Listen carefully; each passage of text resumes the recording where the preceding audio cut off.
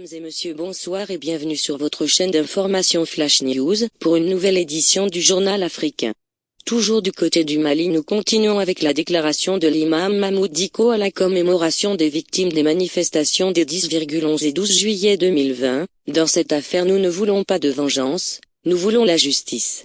Mais avant de commencer, n'oubliez pas de cliquer sur le petit bouton rouge en bas de la vidéo, si ce n'est pas encore fait, et d'activer la cloche de notification pour ne rater aucune de nos prochaines vidéos.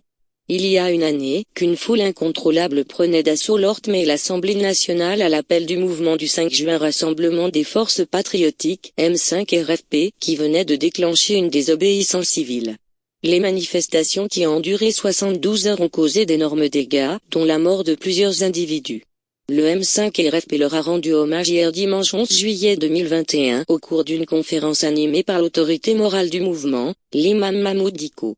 Pour celui dont la mosquée fut le théâtre d'affrontements meurtriers entre manifestants et forces de l'ordre, l'heure est à la justice et non à la vengeance.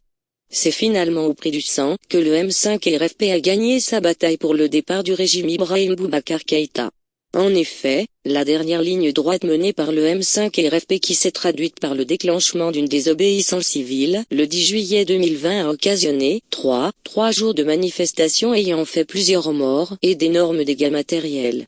La justice malienne a ouvert des enquêtes pour établir les faits et condamner les auteurs. En attendant que justice soit faite, le M5 RFP a commémoré ses martyrs hier dimanche à travers une conférence animée par l'imam Mahmoud Dicko à Badalabougou en présence de plusieurs membres du comité stratégique du mouvement, qui sont aujourd'hui membres du gouvernement. L'un d'entre eux, Imam Oumar Diarra, était la première personne à intervenir au cours de la rencontre. Parlant au nom du comité stratégique du M5 RFP, le désormais ministre délégué en charge des actions humanitaires estime que le 10 juillet est une journée historique dans le tournant de notre grande nation, le Mali.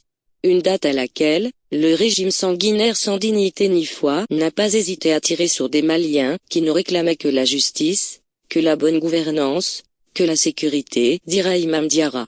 Auparavant, il avait récité des sourates du Saint-Coran à la mémoire des victimes.